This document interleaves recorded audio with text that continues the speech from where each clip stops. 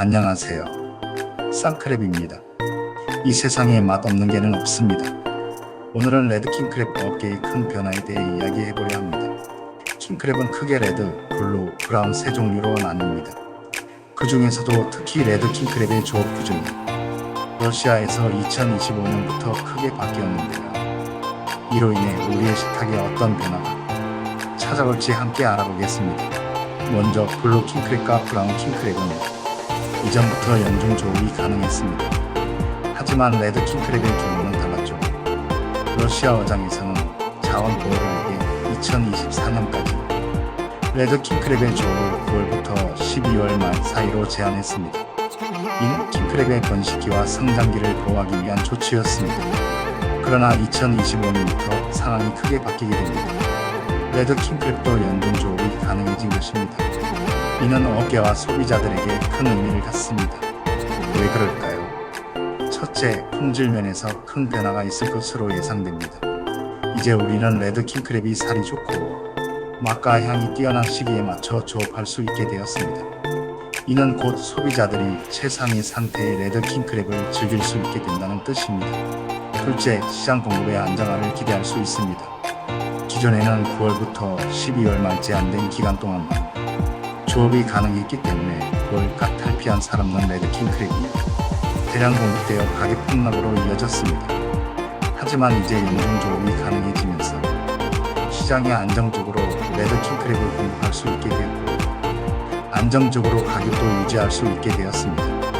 셋째, 요리의 다양화를 기대할 수 있습니다. 계절에 구애받지 않고 언제든 신선한 레드 킹크랩을 구할 수 있게 되면서 각 킹크랩 판매상들은 1년 내내 레드 킹크랩을 공급하고 요리사들은 더욱 다양한 레시피를 개발하고 소비자들에게 선보일 수 있게 될 것입니다.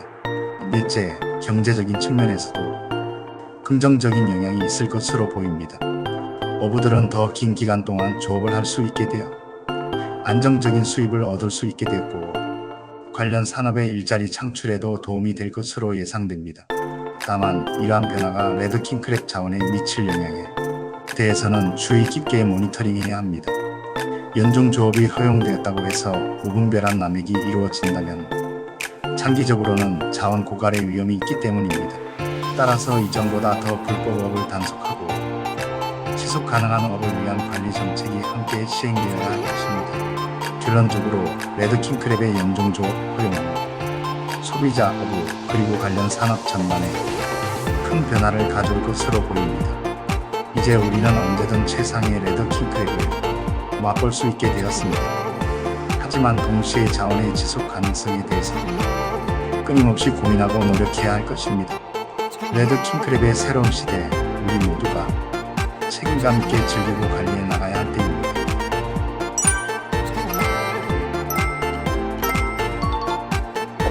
레드 킹크랩은 어장과 해수 온도에 따라서 틀리지만 4월 전후로 추정되는 탈피 시기를 거치면 껍질이 연약합니다. 어떤 킹크랩이 더 좋고 맛이 있느냐 하는 것은 잡히는 시기와 시기에 따라서 다릅니다. 각각 류는 탈피를 하면서 성장을 하기 때문이고 탈피를 하는 과정에 많은 에너지를 사용하기 때문에 살이 없습니다. 실제로 30% 이상의 각각 류가 탈피 과정에 죽는다고 합니다. 각각류의 특징인 외골격 각각류는 딱딱한 껍질 외골격을 가지고 있습니다. 이 외골격은 몸을 보호하고 근육 부착면을 제공합니다. 각각류는 외골격 탈피를 위해 주기적으로 탈피를 합니다. 탈피 과정은 매우 위험하지만 새로운 외골격으로 몸을 보호하며 성장할 수 있습니다. 탈피를 하면 껍질이 매우 부드러운 이유로 외부의 적으로부터 공격을 받기 쉽기 때문에 모든 에너지를 껍질 만드는 것에 집중을 합니다. 게튀김의 요리에 사용되는 게는 탈피 직후의 게를 잡아서 급속 냉동해서 연중 사용합니다. 연구에 의하면 브라운 킹크랩과 레드 킹크랩은 보통 5월 후에 탈피를 합니다. 탈피를 하면서 많은 에너지를 쓰기 때문에 수율이 약해집니다. 보통 레드 킹크랩의 수율은 8월에 수율이 60%, 9월 65%, 10월 70%, 11월 75%, 12월 가지게 됩니다. 이날 말에 개는 보름에는 살이 찬다는 말은 과학적이지 못합니다. 킹크랩 영명 알래스칸 킹크랩 특성색은 자이고 뚜껑의 윤곽은 둥그스름한 오각형입니다. 가폭 25cm 정도, 다리를 펴면 1m 이상, 최대 가폭 28cm, 무게가 10kg 이상 되는 것도 가끔씩 있습니다.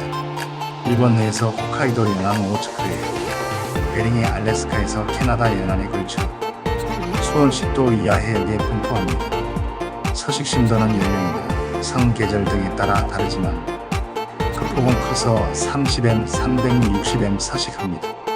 봄 산란기에는 얕은 바다에 모여 여름에서 가을에 걸쳐 점차 깊이 이동합니다. 탈피는 2월 전후, 중간에 껍질이 생겼어 껍질은 두고 속살만 빠져나옵니다. 금이는 4월 중순에서 5월 중순에 이루어지는데 3일에서 7일 동안 수컷과 암컷이 마주보고 춤을 추듯 수컷이 껴안습니다. 암컷은 산란하고 그 후에 수컷이 정자를 뿌립니다. 산란할 수는 각폭 15cm 암컷으로 18만 알 정도이며 태어나서 10년 정도면 약 10cm가 되어 성적으로 성숙합니다. 수명은 수컷 31년, 암컷 34년 추정되고 있습니다. 지금까지 수입 유통되는 레드 킹크랩은 1월에서 9월 사이에는 비행기로, 운반되는 노르웨이산이 대부분이었습니다. 러시아 어장에서는 자원 보조를 위해서 잡는 시기를 제한하는데 9월부터 12월 사이에 조업이 가능합니다. 25년부터는 레드 킹크랩은 연중 조업이 가능하게 되었습니다. 킹크랩의 가식을 분석하면 칼슘과 당질이 다른 종류보다 매우 많습니다. 그래서 씹는 맛은 꽉 차 있는 근육에 감칠맛 나는 단맛이 느껴집니다. 살아있는 킹크랩 회가 최고의이지만 어깨부터 다리만 있는 섹션 형태의 가성비 좋은 냉동물 있습니다. 레드 킹크랩은 회찜, 구이, 살라다, 초무침, 수프 등 다양한 요리로 사용됩니다. 이 세상에 맛없는 킹크랩은 없습니다.